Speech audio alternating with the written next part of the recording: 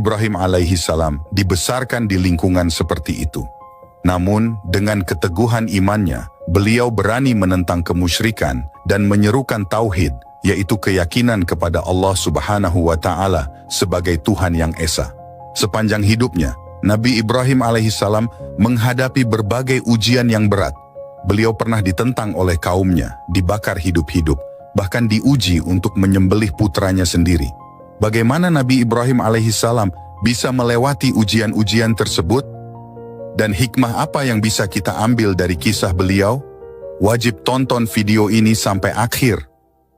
Kita akan mengulas kisah lengkap Nabi Ibrahim alaihissalam, mulai dari lahir, menghancurkan berhala, dibakar hidup-hidup, hingga ujian terberat beliau, yaitu menyembelih Nabi Ismail alaihissalam. Video ini penuh dengan kisah inspiratif dan hikmah yang bisa kita pelajari. Bismillah, mari kita mulai kisahnya.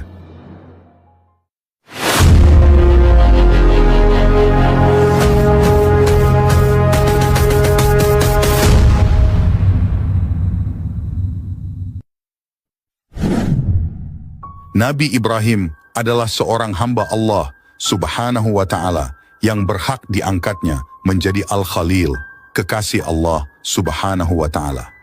Itu adalah derajat dari derajat-derajat kenabian yang kita tidak mengetahui nilainya.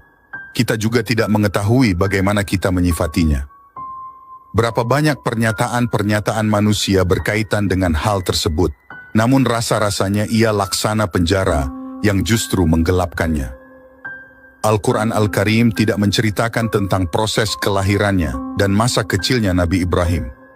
Kita mengetahui bahwa di masa Nabi Ibrahim, manusia terbagi menjadi 3 kelompok. Kelompok pertama menyembah patung-patung yang terbuat dari kayu dan batu. Kelompok kedua menyembah bintang dan bulan, dan kelompok ketiga menyembah raja-raja atau penguasa. Cahaya akal saat itu padam sehingga kegelapan memenuhi segala penjuru bumi. Akhirnya, kehausan bumi untuk mendapatkan rahmat dan kelaparannya terhadap kebenaran pun semakin meningkat. Dalam suasana yang demikianlah Nabi Ibrahim dilahirkan. Ia dilahirkan dari keluarga yang mempunyai keahlian membuat patung atau berhala. Disebutkan bahwa ayahnya meninggal sebelum ia dilahirkan, kemudian ia diasuh oleh pamannya, di mana pamannya itu menduduki kedudukan ayahnya. Nabi Ibrahim pun memanggil dengan sebutan-sebutan yang biasa ditujukan kepada seorang ayah. Ada juga yang mengatakan bahwa ayahnya tidak meninggal dan Azar adalah benar-benar ayahnya. Ada pendapat lain yang mengatakan bahwa Azar adalah nama salah satu patung yang cukup terkenal yang dibuat oleh ayahnya. Alhasil, Ibrahim berasal dari keluarga semacam ini. Kepala keluarga Ibrahim adalah salah seorang seniman yang terbiasa memahat patung-patung, sehingga profesi si ayah mendapatkan kedudukan istimewa di tengah-tengah kaumnya. Keluarga Nabi Ibrahim sangat dihormati. Dalam bahasa kita saat ini bisa saja ia disebut dengan keluarga aristokrat.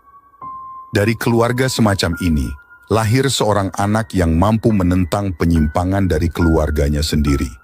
Menentang sistem masyarakat yang rusak, serta melawan berbagai macam ramalan para dukun, dan menentang penyembahan berhala dan bintang, serta segala bentuk kesyirikan. Akhirnya, beliau mendapatkan ujian berat saat beliau dimasukkan ke dalam api dalam keadaan hidup-hidup. Kita tidak ingin mendahului peristiwa tersebut. Kita ingin memulai kisah Nabi Ibrahim sejak masa kecilnya.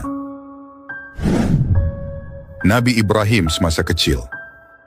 Nabi Ibrahim adalah seseorang yang akalnya cemerlang sejak beliau berusia muda. Allah Subhanahu wa Ta'ala menghidupkan hatinya dan akalnya dan memberinya hikmah sejak masa kecilnya.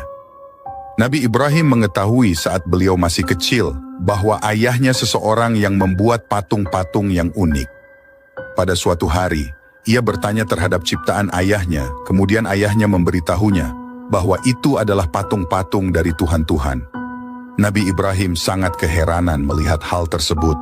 Kemudian timbul dalam dirinya melalui akal sehatnya penolakan terhadapnya. Uniknya, Nabi Ibrahim justru bermain-main dengan patung itu saat ia masih kecil. Bahkan terkadang ia menunggangi punggung patung-patung itu seperti orang-orang yang biasa menunggang keledai dan binatang tunggangan lainnya. Pada suatu hari, ayahnya melihatnya saat menunggang punggung patung yang bernama Marduk. Saat itu juga ayahnya marah dan memerintahkan anaknya agar tidak bermain-main dengan patung itu lagi. Ibrahim bertanya, "Patung apakah ini wahai ayahku? Kedua telinganya besar, lebih besar dari telinga kita." Ayahnya menjawab, "Itu adalah Marduk, Tuhan para Tuhan wahai anakku, dan kedua telinga yang besar itu sebagai simbol dari kecerdasan yang luar biasa." Ibrahim tampak tertawa dalam dirinya, padahal saat itu beliau baru menginjak usia 7 tahun. Injil Barnabas melalui lisan Nabi Isa menceritakan kepada kita bahwa Nabi Ibrahim mengejek ayahnya saat beliau masih kecil. Suatu hari Ibrahim bertanya kepada ayahnya, "Siapa yang menciptakan manusia wahai ayahku?" Si ayah menjawab, "Manusia karena akulah yang membuatmu dan ayahku yang membuat aku." Ibrahim justru menjawab, "Tidak demikian wahai ayahku, karena aku pernah mendengar seseorang yang sudah tua yang berkata, 'Wahai Tuhanku, mengapa engkau tidak memberi aku anak?' Si ayah berkata, 'Benar wahai anakku, Allah yang membantu manusia untuk membuat manusia, namun Dia tidak meletakkan tangannya di dalamnya. Oleh karena itu, manusia harus menunjukkan kerendahan di hadapan Tuhannya dan memberikan kurban untuknya." Kemudian Ibrahim bertanya lagi, "Berapa banyak Tuhan-Tuhan itu wahai ayahku?" Si ayah menjawab, "Tidak ada jumlahnya wahai anakku." Ibrahim berkata, "Apa yang aku lakukan wahai ayahku? Jika aku mengabdi pada satu Tuhan, lalu Tuhan yang lain membenciku, karena aku tidak mengabdi padanya? Bagaimana terjadi persaingan dan pertentangan di antara Tuhan? Bagaimana seandainya Tuhan yang membenciku itu membunuh Tuhanku? Boleh jadi ia membunuhku juga." Si ayah menjawab dengan tertawa, "Kamu tidak perlu takut wahai anakku, karena tidak ada permusuhan di antara sesama Tuhan.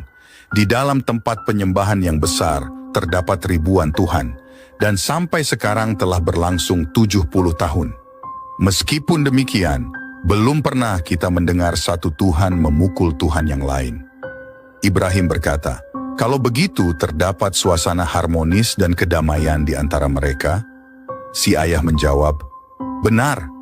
Ibrahim bertanya lagi, "Dari apa Tuhan-Tuhan itu diciptakan?" Orang tua itu menjawab, "Ini dari kayu-kayu pelepah kurma, itu dari zaitun, dan berhala kecil itu dari gading. Lihatlah alangkah indahnya. Hanya saja ia tidak memiliki nafas." Ibrahim berkata, "Jika para Tuhan tidak memiliki nafas, maka bagaimana mereka dapat memberikan nafas? Bila mereka tidak memiliki kehidupan, bagaimana mereka memberikan kehidupan? Wahai ayahku, pasti mereka bukan Allah." Mendengar ucapan Ibrahim itu, sang ayah menjadi geram dan marah sambil berkata, "Seandainya engkau sudah dewasa, niscaya aku pukul dengan kapak ini."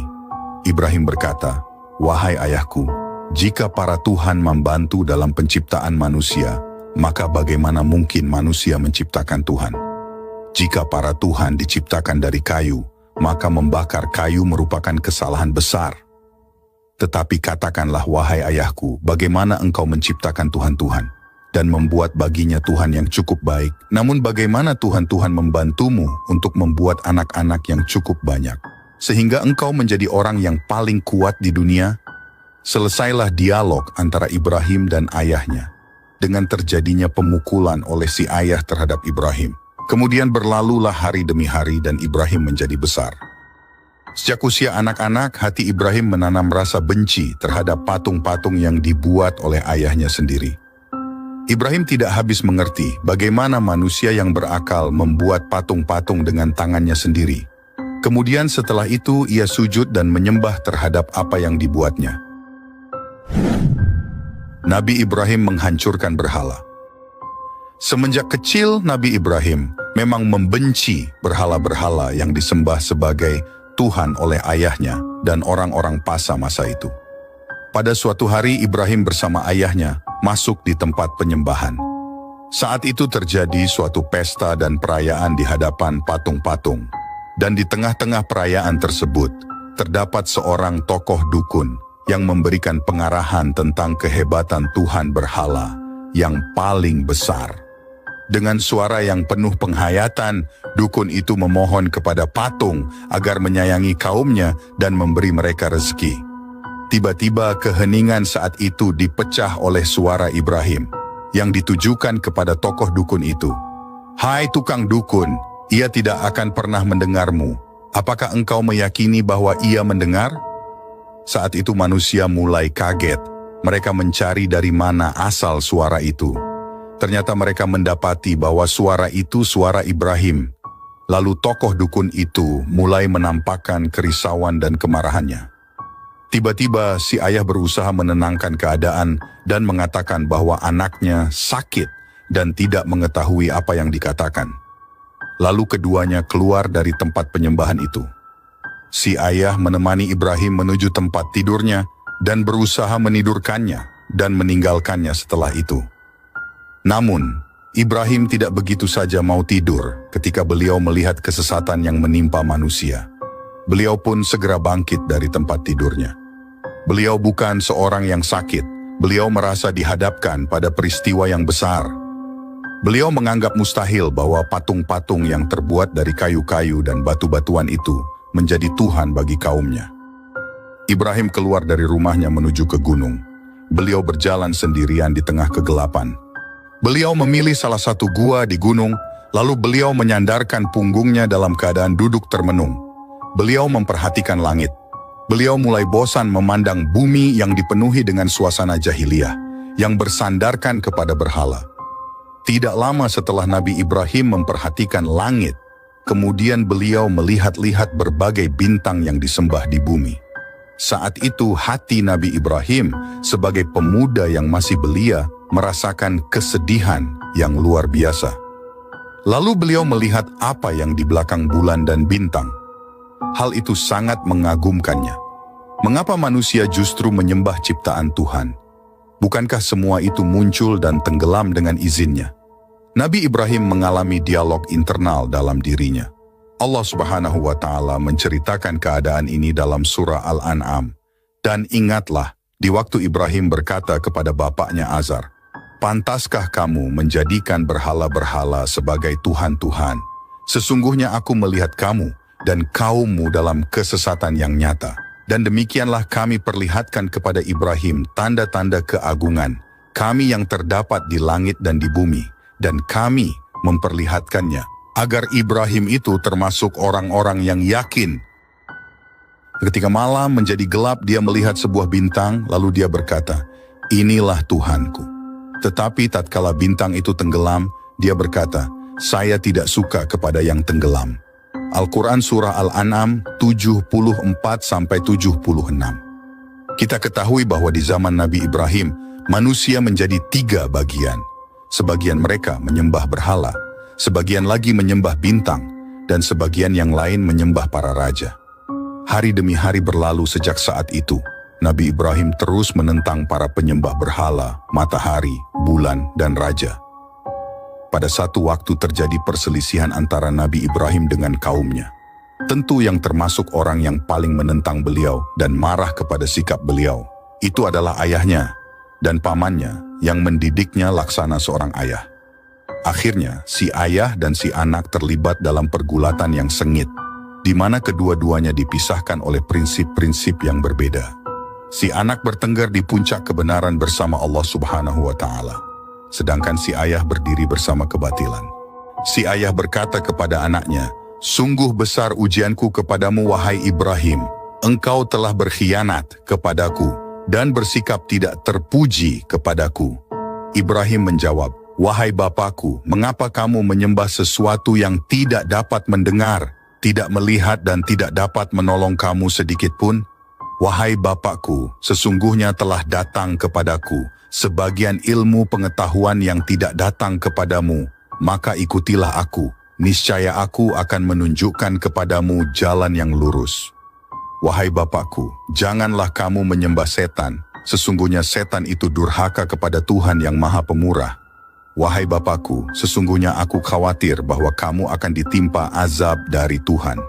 yang maha pemurah sehingga engkau menjadi kawan bagi setan.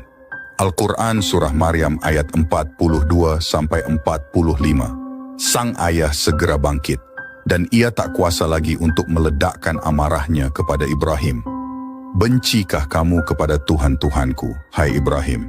Jika kamu tidak berhenti, maka niscaya kamu akan aku rajam, dan tinggalkanlah aku buat waktu yang lama. Al-Quran Surah Maryam ayat 46. Jika engkau tidak berhenti dari dakwahmu ini, sungguh aku akan merajammu, aku akan membunuhmu dengan pukulan batu. Demikian balasan siapapun yang menentang Tuhan. Keluarlah dari rumahku, aku tidak ingin lagi melihatmu. Keluar! Akhirnya pertentangan itu membawa akibat pengusiran Nabi Ibrahim dari rumahnya. Dan beliau pun terancam pembunuhan dan perajaman. Meskipun demikian, sikap Nabi Ibrahim tidak pernah berubah. Beliau tetap menjadi anak yang baik dan nabi yang mulia. Beliau berdialog dengan ayahnya dengan menggunakan adab para nabi dan etika para nabi. Ketika mendengar penghinaan, pengusiran, dan ancaman pembunuhan dari ayahnya, beliau berkata dengan lembut, "Semoga keselamatan dilimpahkan kepadamu. Aku akan meminta ampun bagimu kepada Tuhanku. Sesungguhnya, Dia sangat baik kepadaku. Dan aku akan menjauhkan diri darimu dan dari apa yang kamu sembah selain Allah Subhanahu wa Ta'ala, dan aku akan berdoa kepada Tuhanku. Mudah-mudahan aku tidak akan kecewa dengan berdoa kepada Tuhanku." Al-Quran Surah Maryam ayat 47-48. Nabi Ibrahim pun keluar dari rumah ayahnya. Beliau meninggalkan kaumnya dan sembahan-sembahan selain Allah Subhanahu wa Ta'ala. Beliau menetapkan suatu urusan dalam dirinya.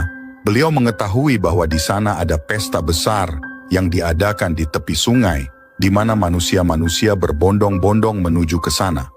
Beliau menunggu sampai perayaan itu datang, di mana saat itu kota menjadi sunyi karena ditinggalkan oleh manusia yang hidup di dalamnya, dan mereka menuju ke tempat itu. Jalan-jalan yang menuju tempat penyembahan menjadi sepi, dan tempat penyembahan itu pun ditinggalkan oleh penjaganya.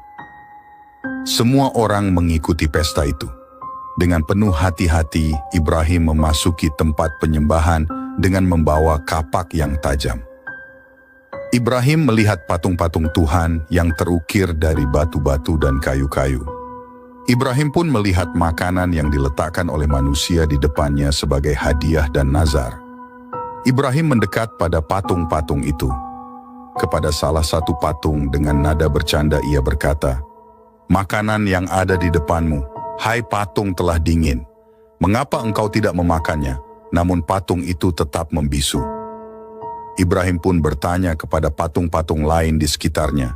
Kemudian ia pergi dengan diam-diam kepada berhala-berhala mereka. Lalu ia berkata, "Mengapa kalian tidak makan?" Al-Quran Surah Asy-Syaffat ayat 91. Ibrahim mengejek patung-patung itu. Ibrahim mengetahui bahwa patung itu memang tidak dapat memakannya. Ibrahim bertanya kepada patung-patung itu, "Mengapa kamu tidak menjawab?" Al-Quran Surah Asy-Syaffat ayat 92. Ibrahim pun langsung mengangkat kapak yang ada di tangannya dan mulai menghancurkan tuhan-tuhan yang palsu yang disembah oleh manusia. Ibrahim menghancurkan seluruh patung-patung itu dan hanya menyisakan satu patung, lalu beliau menggantungkan kapak itu di lehernya. Setelah melaksanakan tugas itu, beliau pergi menuju ke gunung. Beliau telah bersumpah untuk membawa suatu bukti yang jelas, bahkan bukti praktis tentang kebodohan kaumnya dalam menyembah selain Allah Subhanahu wa Ta'ala. Akhirnya, pesta perayaan itu selesai dan manusia kembali ke tempat mereka masing-masing. Dan ketika salah seorang masuk ke tempat sembahan itu, ia pun berteriak. Manusia-manusia datang menolongnya dan ingin mengetahui apa sebab di balik teriakan itu. Dan mereka mengetahui bahwa Tuhan-Tuhan semuanya telah hancur, yang tersisa hanya satu. Mereka mulai berpikir, siapa penyebab semua ini? Akhirnya mereka pun mengetahui dan menyadari bahwa ini adalah ulah Ibrahim yang telah mengajak mereka untuk menyembah Allah Subhanahu wa Ta'ala. Mereka berkata, "Kami dengar ada seorang pemuda yang mencela berhala-berhala ini yang bernama Ibrahim. Al-Quran Surah Al-Anbiya ayat 60. Mereka segera mendatangi Ibrahim. Ketika Ibrahim datang, mereka bertanya kepadanya, "Apakah benar engkau yang melakukan semua ini terhadap Tuhan kami, wahai Ibrahim?" Al-Quran Surah Al-Anbiya ayat 62. Ibrahim membalas dengan senyuman, lalu ia menunjuk kepada Tuhan yang paling besar, yang tergantung di lehernya sebuah kapak. "Tidak," Ibrahim menjawab, "sebenarnya patung yang besar itulah yang melakukannya. Maka tanyakanlah kepada berhala itu, jika mereka dapat berbicara." Al-Quran Surah Al-Anbiya ayat 63. Para dukun berkata, "Siapa yang harus kita tanya?" Ibrahim menjawab, "Tanyalah kepada Tuhan kalian." Kemudian mereka berkata, "Bukankah engkau mengetahui bahwa Tuhan-Tuhan itu tidak berbicara?" Ibrahim membalas, "Mengapa kalian menyembah sesuatu yang tidak mampu berbicara? Sesuatu yang tidak mampu memberikan manfaat dan sesuatu yang tidak mampu memberikan mudarat. Tidakkah kalian mau berpikir sebentar di mana letak akal kalian? Sungguh Tuhan-Tuhan kalian telah hancur, sementara Tuhan yang paling besar berdiri dan hanya memandanginya. Tuhan-Tuhan itu tidak mampu menghindarkan gangguan dari diri mereka, dan bagaimana mereka dapat mendatangkan kebaikan buat kalian? Tidakkah kalian mau berpikir sejenak? Kapak itu tergantung di Tuhan yang paling besar, tetapi anehnya dia tidak dapat menceritakan apa yang terjadi. Ia tidak mampu berbicara, tidak mendengar, tidak bergerak, tidak melihat, tidak memberikan manfaat, dan tidak membahayakan. Ia hanya sekadar batu. Lalu mengapa manusia menyembah batu? Di mana letak akal pikiran yang sehat?" Allah Subhanahu wa Ta'ala menceritakan peristiwa tersebut dalam firman-Nya. "Dan sesungguhnya telah kami anugerahkan kepada Ibrahim hidayah kebenaran sebelum Musa dan Harun, dan adalah kami mengetahui keadaannya. Ingatlah, ketika Ibrahim berkata kepada bapaknya dan kaumnya, 'Patung-patung itu, apakah ini yang kamu tekun beribadat kepadanya?' Mereka menjawab, 'Kami mendapati bapak-bapak kami menyembahnya.' Ibrahim menjawab, 'Sesungguhnya kamu dan bapak-bapakmu berada dalam kesesatan yang nyata.' Mereka menjawab, 'Apakah kamu datang kepada kami dengan sungguh-sungguh? Ataukah kamu termasuk orang-orang yang bermain-main?' Ibrahim berkata, 'Sebenarnya Tuhan kamu ialah Tuhan langit dan bumi yang telah menciptakannya. Dan aku termasuk orang-orang yang dapat memberikan bukti atas apa yang demikian itu. Demi Allah, sesungguhnya aku akan melakukan tipu daya terhadap berhala-berhalamu sesudah kamu pergi meninggalkannya.'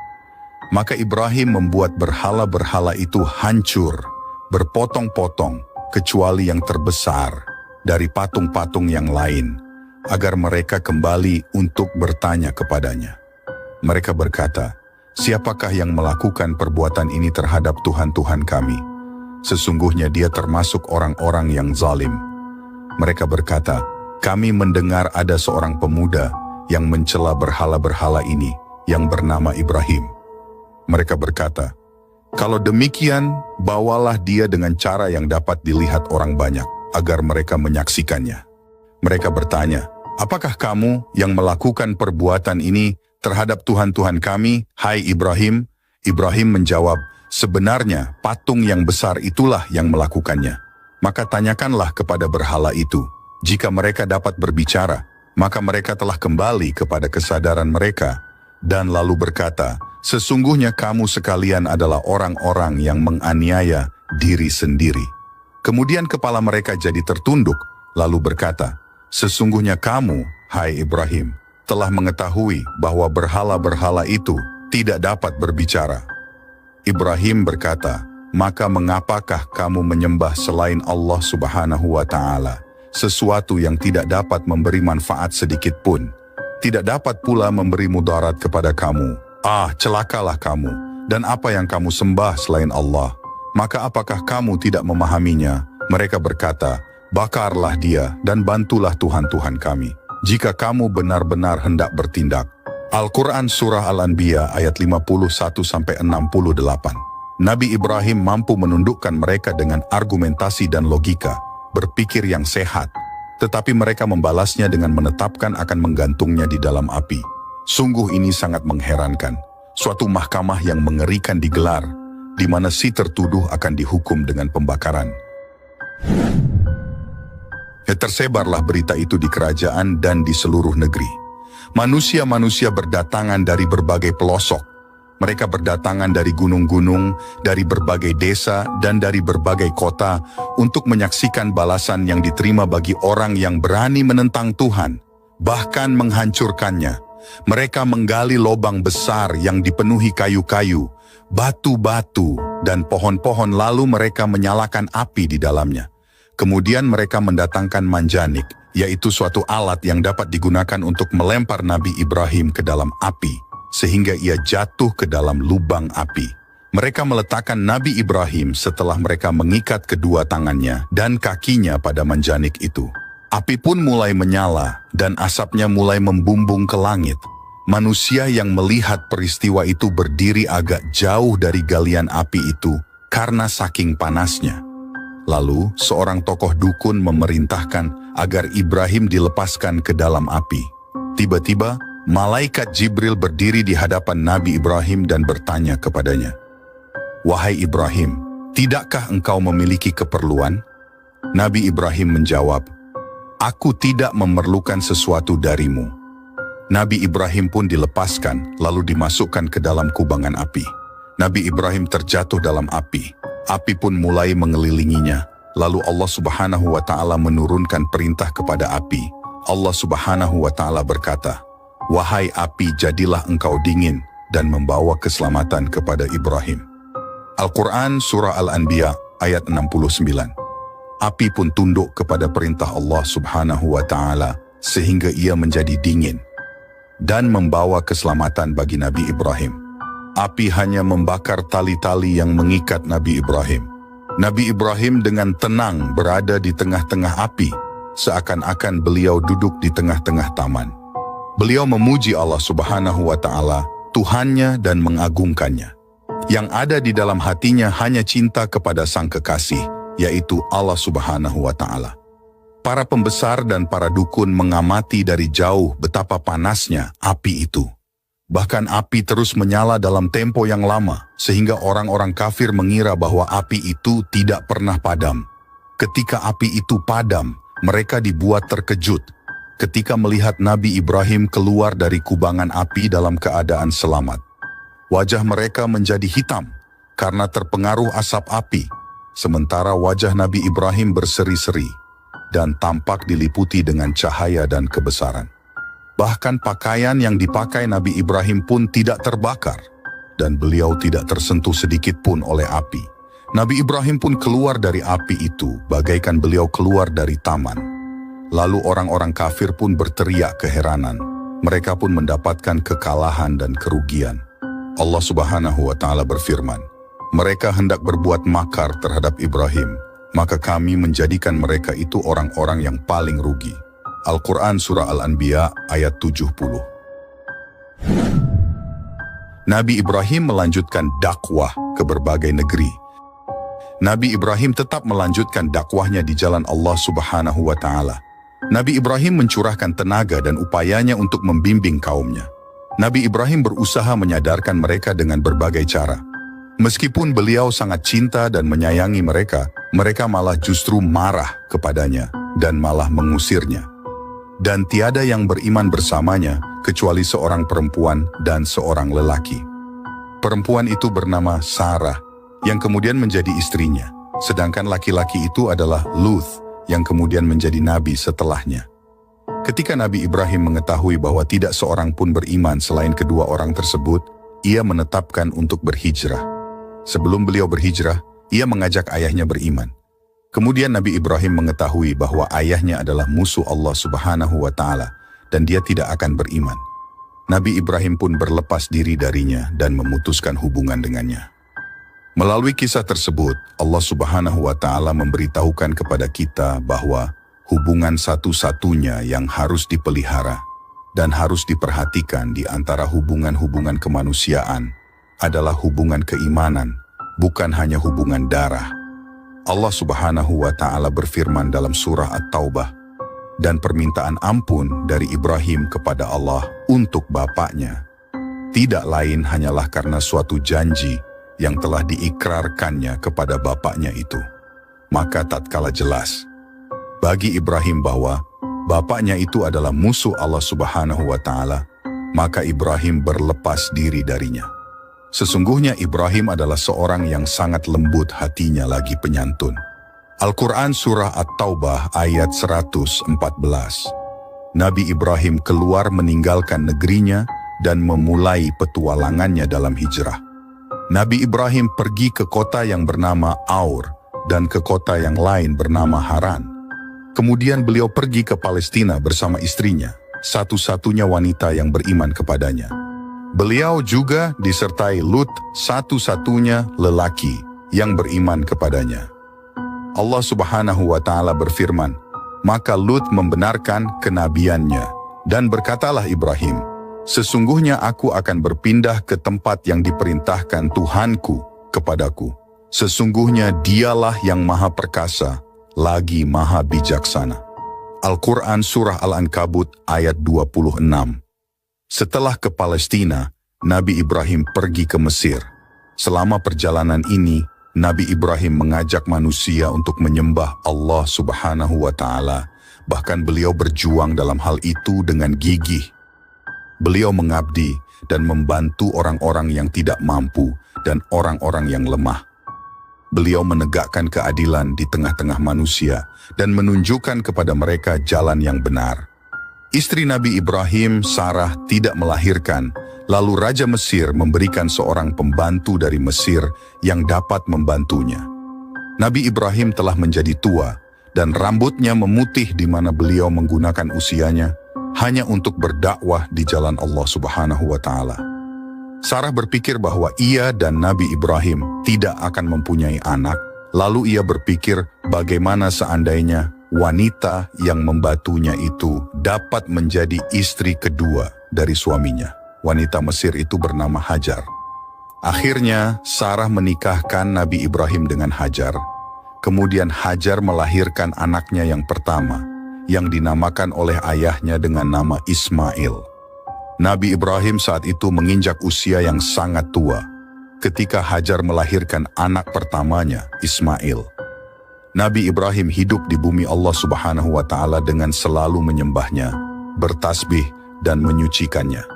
Kita tidak mengetahui berapa jauh jarak yang ditempuh Nabi Ibrahim dalam perjalanannya. Beliau adalah seorang musafir di jalan Allah Subhanahu wa Ta'ala. Seorang musafir di jalan Allah Subhanahu wa Ta'ala menyadari bahwa hari-hari di muka bumi sangat cepat berlalu. Kemudian ditiupkan sangkakala, lalu terjadilah hari kiamat dan kemudian hari kebangkitan. Pada suatu hari Nabi Ibrahim bangun, lalu beliau memerintahkan istrinya, Hajar, untuk membawa anaknya bersiap-siap untuk melalui perjalanan panjang. Setelah beberapa hari, dimulailah perjalanan Nabi Ibrahim bersama istrinya, Hajar, beserta anak mereka, Ismail. Saat itu Ismail masih menyusu pada ibunya. Nabi Ibrahim berjalan di tengah-tengah tanah yang penuh dengan tanaman, melewati gurun dan gunung-gunung. Kemudian beliau memasuki tanah Arab. Nabi Ibrahim menuju ke suatu lembah yang di dalamnya tidak ada tanaman, tidak ada buah-buahan, tidak ada pepohonan, tidak ada makanan dan tidak ada air.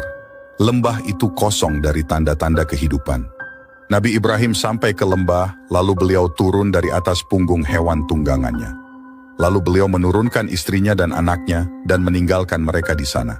Mereka hanya dibekali dengan makanan dan sedikit air yang tidak cukup untuk kebutuhan 2 hari.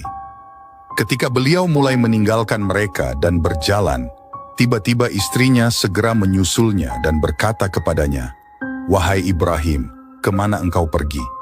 Mengapa engkau meninggalkan kami di lembah ini, padahal di dalamnya tidak terdapat sesuatu pun?" Nabi Ibrahim tidak segera menjawab dan ia tetap berjalan. Istrinya pun kembali mengatakan perkataan yang dikatakan sebelumnya. Namun Nabi Ibrahim tetap diam. Akhirnya si istri memahami bahwa Nabi Ibrahim tidak bersikap demikian, kecuali mendapat perintah dari Allah Subhanahu wa Ta'ala. Kemudian si istri bertanya, apakah Allah Subhanahu wa Ta'ala memerintahkannya yang demikian ini? Nabi Ibrahim menjawab, benar. Istri yang beriman itu berkata, Kalau begitu, kita tidak akan disia-siakan. Nabi Ibrahim menuju ke tempat di suatu gunung, lalu beliau mengangkat kedua tangannya untuk berdoa kepada Allah Subhanahu wa Ta'ala. Ya Tuhan kami, sesungguhnya aku telah menempatkan sebagian keturunanku di lembah yang tidak mempunyai tanam-tanaman di dekat rumah Engkau, Baitullah yang dihormati.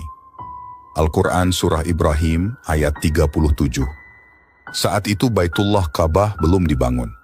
Terdapat hikmah yang tinggi dalam perjalanan yang penuh dengan misteri ini. Ismail ditinggalkan bersama ibunya di tempat ini. Ismail lah yang akan bertanggung jawab bersama ayahnya dalam pembangunan Ka'bah. Hikmah Allah Subhanahu wa Ta'ala menuntut untuk didirikannya suatu bangunan di lembah itu dan dibangun di dalamnya Baitullah, di mana kita akan menuju ke sana dan menghadap kepadanya saat kita sholat. Nabi Ibrahim meninggalkan istrinya dan anaknya yang masih menyusu di padang Sahara. Ibu Ismail menyusui anaknya dan mulai merasakan kehausan. Saat itu matahari bersinar sangat panas dan membuat manusia mudah merasa haus. Setelah 2 hari, habislah air dan keringlah susu si ibu. Hajar dan Ismail merasakan kehausan dan makanan telah tiada, sehingga saat itu mereka merasakan kesulitan yang luar biasa. Ismail mulai menangis kehausan dan ibunya meninggalkannya untuk mencarikan air. Si ibu berjalan dengan cepat hingga sampai di suatu gunung yang bernama Syafa. Ia menaikinya dan meletakkan kedua tangannya di atas keningnya untuk melindungi kedua matanya dari sengatan matahari. Ia mulai mencari-cari sumber air atau sumur atau seseorang yang dapat membantunya atau kafilah atau musafir yang dapat menolongnya atau berita, namun semua harapannya itu gagal. Ia segera turun dari Syafa dan ia mulai berlari dan melalui suatu lembah dan sampai ke suatu gunung yang bernama Marwah. Ia pun mendakinya dan melihat apakah ada seseorang, tetapi ia tidak melihat ada seseorang. Si ibu kembali ke anaknya dan ia masih mendapatinya dalam keadaan menangis dan rasa hausnya pun makin bertambah. Ia segera menuju ke Syafa dan berdiri di atasnya. Kemudian ia menuju ke Marwah dan melihat-lihat. Ia mondar-mandir, pulang dan pergi antara 2 gunung yang kecil itu sebanyak 7 kali. Ini adalah sebagai peringatan terhadap ibu mereka yang pertama dan nabi mereka yang agung, yaitu Ismail. Setelah putaran ke-7, Hajar kembali dalam keadaan letih dan ia duduk di sisi anaknya yang masih menangis. Di tengah-tengah situasi yang sulit ini, Allah Subhanahu wa Ta'ala menurunkan rahmatnya. Ismail pun memukul-mukulkan kakinya di atas tanah dalam keadaan menangis. Lalu memancarlah di bawah kakinya sumur Zam-Zam, sehingga kehidupan si anak dan si ibu menjadi terselamatkan. Si ibu mengambil air dengan tangannya dan ia bersyukur kepada Allah Subhanahu wa Ta'ala.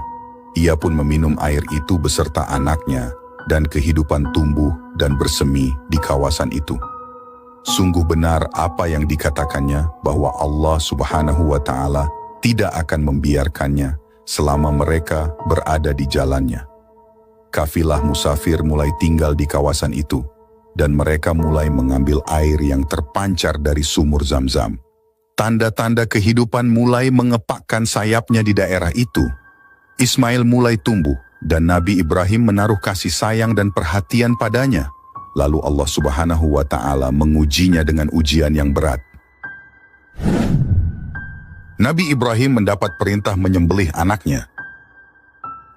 Pada suatu malam, Nabi Ibrahim bermimpi dalam tidurnya, di mana ia diperintahkan untuk menyembelih anaknya Ismail oleh Allah Subhanahu wa Ta'ala. Mimpi itu membuat hati Nabi Ibrahim bergejolak. Namun sebagai pecinta sejati, ia tidak menolak perintah Allah Subhanahu wa Ta'ala itu. Nabi Ibrahim adalah penghulu para pecinta. Nabi Ibrahim berpikir tentang apa yang dikatakan kepada anaknya ketika ia menidurkannya di atas tanah untuk kemudian menyembelihnya.